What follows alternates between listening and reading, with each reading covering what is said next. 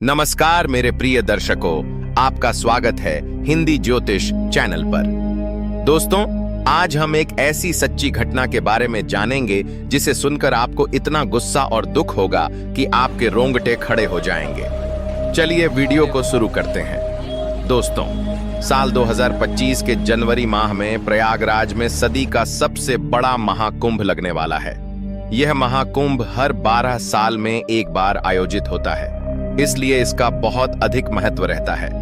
गंगा में स्नान करने का विशेष महत्व होता है और इसी वजह से देश विदेश से लाखों श्रद्धालु प्रयागराज के इस महाकुंभ में पहुंचने वाले हैं। लेकिन हाल ही में घटी एक घटना ने सभी को हैरान कर दिया। इस घटना में एक साधु महाराज को गंगा स्नान करने से रोक दिया गया और इसके बाद जो चमत्कार हुआ उसे देखकर लोगों के होश उड़ गए। कोई भी महाकुंभ साधुओं के बिना अधूरा माना जाता है, क्योंकि यह साधु संतों के आगमन और उनके पवित्र स्नान से ही संपूर्ण होता है। देश भर से साधु महाकुंभ शुरू होने के कई दिनों पहले ही प्रयागराज पहुंच जाते हैं। इस घटना की शुरुआत मध्य प्रदेश के महेश्वर में रहने वाले राधानंद जी महाराज से होती है। राधानंद जी महाराज प्रतिदिन सुबह 4 बजे उठकर ठंडे पानी से स्नान किया करते थे और फिर भिक्षा प्राप्त करने के लिए निकल जाते थे। उन्होंने अपने जीवन काल में सांसारिक सुखों का त्याग करके कई कठिन तपस्याएं की और अनेक सिद्धियां प्राप्त की। वे महेश्वर के घाट पर ही निवास करते थे। जब राधानंद जी महाराज को प्रयागराज महाकुंभ लगने की खबर मिली तो वे महाकुंभ में जाने के लिए बहुत उत्साहित हो गए। वे लगभग 1 माह पूर्व ही महाकुंभ में पहुंचना चाहते थे, क्योंकि वे वहां 2 से 3 महीने बिताना चाहते थे। उनका मानना था कि महाकुंभ एक पवित्र अवसर होता है, जहां पर देवी देवता स्वयं उपस्थित होते हैं। वहां तपस्या करना, साधना करना और भगवान का ध्यान करना अत्यंत फलदायी होता है। अगले दिन सुबह जब राधानंद जी महाराज प्रयागराज पहुंचे तो सुबह के 4:30 बज रहे थे। उनका प्रतिदिन सुबह 4 बजे स्नान करने का नियम था। उन्होंने सोचा कि आज गंगा नदी में पवित्र स्नान किया जाए। इसी विचार के साथ वे प्रयागराज के गंगा घाट पर पहुंचे। जब वे घाट पर पहुंचे तो उन्होंने देखा कि वहां गंगा नदी की सफाई का कार्य चल रहा था। यह देखकर उन्हें बहुत प्रसन्नता हुई। लेकिन जब उन्होंने अपने कपड़े उतारकर गंगा नदी में स्नान करने के लिए कदम बढ़ाया तो वहां खड़े कुछ नगर निगम के अधिकारियों ने उन्हें रोक दिया। नगर निगम अधिकारियों ने कहा कि वे इस समय स्नान नहीं कर सकते, क्योंकि इस समय गंगा नदी की सफाई का कार्य चल रहा है। प्रयागराज में प्रतिदिन रात्रि के समय गंगा नदी की सफाई का कार्य किया जाता है, ताकि दिन और शाम के समय यात्रियों को किसी भी प्रकार की परेशानी न हो। राधानंद जी महाराज अत्यंत धैर्यवान थे। उन्होंने सफाई अधिकारियों को समझाते हुए कहा, आपकी व्यवस्था बहुत अच्छी है, लेकिन मेरा नित्य प्रातः 4 बजे स्नान करने का नियम है और आज जब मैं प्रयागराज पहुंचा हूं तो गंगा नदी में ही स्नान करूंगा।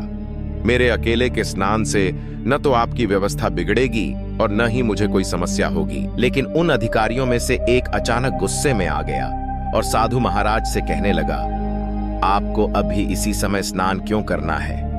पूरा दिन पड़ा हुआ है। क्या आपको यहाँ कोई अन्य व्यक्ति स्नान करता हुआ दिखाई दे रहा है? क्या आपके अंदर इतनी शक्ति है कि आप सुबह 4 बजे इतने ठंडे पानी में स्नान कर सकें? व्यर्थ की बातें बनाना छोड़िए और यहाँ से चले जाइए। अब तक राधानंद जी महाराज बहुत विनम्र और धैर्यवान थे, लेकिन उस अधिकारी के अपशब्दों को सुनकर उन्हें अत्यंत दुख हुआ। उनका मानना था कि गंगा नदी पर किसी एक व्यक्ति या संस्था का अधिकार नहीं है। यह तो साक्षात भगवान शंकर की जटाओं से प्रवाहित होती है और इसमें स्नान करने का अधिकार सभी को है, ताकि वे अपने पापों का प्रक्षालन कर सकें, और इसके लिए कोई निश्चित समय नहीं हो सकता। लेकिन उस समय राधानंद जी महाराज ने उस अधिकारी को कुछ नहीं कहा और घाट के सामने ध्यान मुद्रा में बैठ गए। सभी को लगा कि साधु महाराज मान गए हैं और पीछे हट गए हैं। अब जैसे ही गंगा नदी में सफाई की मशीनों को पुनः चालू किया गया, अचानक एक बड़ी घटना घट गई। वे सभी मशीनें चालू होने का नाम ही नहीं ले रही थीं। ऐसा प्रतीत हो रहा था मानो वे जाम हो गई हों या उनके अंदर बहुत सारा कचरा फंस गया हो। अधिकारियों ने मशीनों की जांच की और उनके अंदर जमा सारा कचरा बाहर निकाल दिया।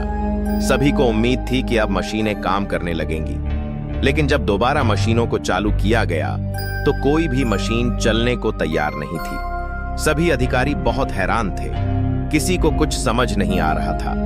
जब मशीनें चालू नहीं हुईं, तो कई मैकेनिकल इंजीनियरों की टीम को बुलाया गया। उन सभी इंजीनियरों ने मशीनों को अच्छी तरह से परखा और यही पाया कि मशीनें बिल्कुल सही स्थिति में हैं, लेकिन इनके चालू न होने का कारण किसी को समझ नहीं आ रहा था। उधर राधानंद जी महाराज अभी भी उसी घाट पर ध्यान अवस्था में बैठे हुए थे। गंगा नदी की सफाई का कार्य उस दिन पूरी तरह से रुका हुआ था। सभी लोग इस घटना से आश्चर्यचकित थे कि उस समय जो मैकेनिकल इंजीनियर वहां मशीनों की मरम्मत करने आया था, उसने जब राधानंद जी महाराज को देखा तो उसकी आंखें फटी की फटी रह गईं। वह तुरंत महाराज के चरणों में गिर पड़ा और विनम्रता पूर्वक प्रणाम करने लगा। राधानंद जी महाराज ने उसे आशीर्वाद दिया। फिर वह इंजीनियर सभी अधिकारियों को बताने लगा, यह महेश्वर के सिद्ध महाराज हैं। बचपन में एक बार जब मुझे सांप ने डस लिया था तो इन्होंने ही अपने चमत्कार से मेरी जान बचाई थी। यह सुनकर उस अधिकारी को अपनी गलती का एहसास हुआ। अब उसे समझ आ गया था कि अगर ये महाराज अपने दैनिक नियम के अनुसार सुबह 4 बजे गंगा स्नान करना चाहते थे तो उसे उन्हें रोकने का अधिकार नहीं था। उसने जो उनका अपमान किया, उन्हें भला बुरा कहा और गंगा में स्नान करने से रोका, शायद उसी का परिणाम मशीनों की खराबी के रूप में सामने आया था। अब अधिकारी को यह भी समझ आ गया कि इस समस्या का समाधान केवल राधानंद जी महाराज ही कर सकते हैं। सभी अधिकारी मिलकर महाराज के पास गए, उनके चरणों में बैठ गए और हाथ जोड़कर विनम्रता से बोले, हमें इस बात का अंदाजा नहीं था कि आप एक दिव्य संत हैं। हमसे बहुत बड़ी भूल हो गई।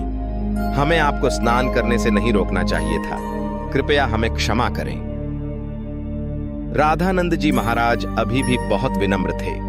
उन्होंने अधिकारियों से कहा, यह जरूरी नहीं है कि कोई संत चमत्कारी हो तभी उसे गंगा स्नान की अनुमति दी जाए। गंगा नदी पर सबसे पहला अधिकार साधु संतों का ही है। सभी अधिकारियों ने हाथ जोड़कर उनसे कहा, अब आप गंगा नदी में स्नान कर सकते हैं। सभी अधिकारियों ने हाथ जोड़कर कहा, हम आपसे बहुत माफी चाहते हैं। राधानंद जी महाराज समझ चुके थे कि सभी अधिकारियों को अपनी गलती का एहसास हो गया है और उनका अभिमान टूट चुका है। उन्होंने विनम्रता से कहा, तुम चिंता क्यों करते हो? अभी समय कहाँ बीता है? जरा अपनी घड़ी में समय तो देखो, आखिर क्या बजे हैं? जब सभी अधिकारियों ने अपनी घड़ियों में समय देखा तो उनके रोंगटे खड़े हो गए, क्योंकि उस समय ठीक किसी को समझ नहीं आ रहा था कि यह इतना बड़ा चमत्कार कैसे हुआ। आखिर राधानंद जी महाराज ने अपने तपोबल से समय को कैसे पलट दिया। यह दिव्य घटना देखकर सभी अधिकारी उनके चरणों में गिर गए और बाबा की जय हो के जयकारे लगाने लगे। इस चमत्कारी घटना के बाद सभी अधिकारियों का मन परिवर्तन हो गया। वे राधानंद जी महाराज को गुरु मानकर उनकी भक्ति करने लगे। इसके बाद महाराज जी अपने नित्य नियम के अनुसार सुबह 4 बजे गंगा स्नान सचेत करने पहुंचे। जैसे ही उन्होंने गंगा में स्नान किया, वहीं दूसरी ओर रुकी हुई मशीनें अचानक से स्वतः चालू व पाव हो गईं। सभी मशीनें एक साथ चलने लगीं, जिससे यह सिद्ध हो गया कि वे केवल राधानंद जी महाराज की अनुमति का इंतजार कर रही थीं। यह हाल ही में प्रयागराज महाकुंभ में घटित एक अद्भुत चमत्कार था, जिसने सभी को आश्चर्य में डाल दिया। वास्तव में दोस्तों, यह भूमि साधु संतों की भूमि है। यहाँ पर साधु संतों का अपमान करना या उन्हें तुच्छ समझना बहुत बड़ा अपराध है। इस देश के हर संत ने आध्यात्मिक मार्ग से भक्तों को जोड़ा है और धर्म की रक्षा की है। हमें कभी भी साधु संतों का अपमान नहीं करना चाहिए और ना ही उन्हें छोटा समझना चाहिए। इस पूरी घटना को लेकर आपके क्या विचार हैं? हमें नीचे कमेंट बॉक्स में जरूर बताएं। अगर यह कहानी आपको पसंद आई हो तो लाइक करें, चैनल को सब्सक्राइब करें और बेल आइकन दबाएं। हर हर महादेव।